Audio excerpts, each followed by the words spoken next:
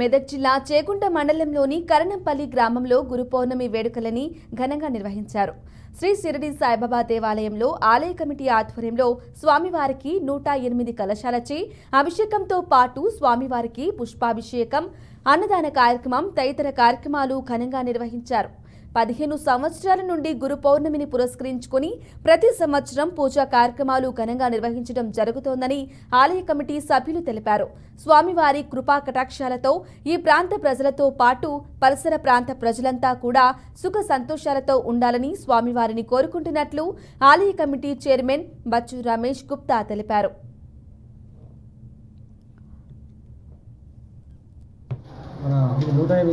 అభిషేకము మరియు పుష్పార్చన అంగరంగ వైభవంగా జరిపించినాము. మరియు ఆరతి అనంతరం పూజా కార్యక్రమం కాదు చాలా చాలా బాగా చేస్తున్నామని ప్రతి సంవత్సరం ఇలాగే జరగాలని గురు పౌర్ణమి సందర్భంగా ఈరోజు మన 108 కలశాలతో అభిషేకము మరియు పుష్పార్చన అంగరంగ వైభవంగా జరిపించినాము. మరియు